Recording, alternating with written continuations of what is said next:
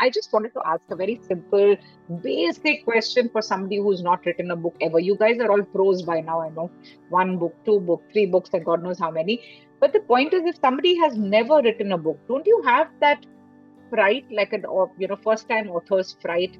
Like you have a stage fright, for example, if you ever had to go on a stage and speak, or, I know what I mean. You guys are brought up more, to be more brave than our childhoods were. But the point is, did you guys ever feel, and this is to anybody who can answer, we can start with whoever wants to go.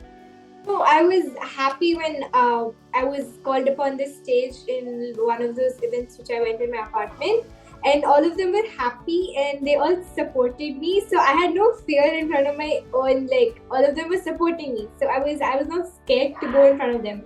And excellent. All of them were but I'm not talking about the stage fright. This one, I'm talking about the writing fright, right? Like imagine your book is out there. It's going to be like out there forever. And a lot of people are going to read it. They're going to be critics, and God knows, everybody is going to maybe not always say good things about it. So, did you guys ever feel that? I have faced. I was not expecting like to face something really bad, but then in my school I had faced some bullying about my book.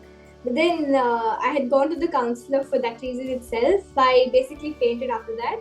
But then after that I was like, okay. Because I just was in a panic attack and I fully blacked out. There is a fright, right? There's a real thing. I was not expecting. It was just the worst case scenario which happened, and then I fainted, and then my friends just took me, and I don't know what happened. Desana, you're saying it very lucidly, but I know that it takes a lot to overcome that bit of resistance that you get both from within and from.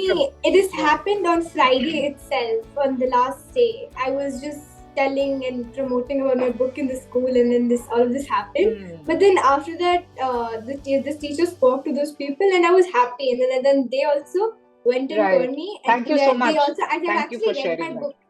They actually have read my book, but then I don't know what provoked them to do that. But then after that, they came and actually told me the proper review about my book, and they actually loved my book.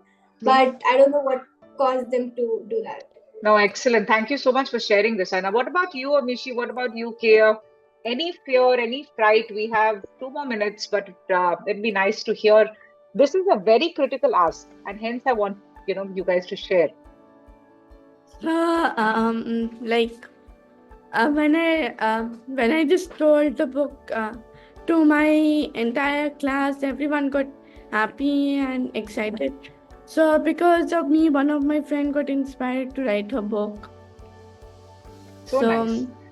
See, the positives are out there, right? So when somebody comes and tells, oh, you inspired me to write. When I have a positive, even my sister got inspired by me from when I wrote my first book. She wrote the book. Exactly. So always look at the positives, right? I came in 100. We both were like getting the award. We both were really happy. Excellent. And then she again inspired me to write my other book. This is my second book, inspired by her. So sweet. So do you agree, Kia, that you should always fall back on the positives and not really get worried and bogged down by the negatives that keep happening? Guys, do you all agree? I think that's the biggest takeaway, right? Before writing my book, I was like, why care about the negatives? Just look at the positives. There are 1,000 possibilities. But there are 1,000 possibilities that there's just going to be that one no. But just ignore that one no. So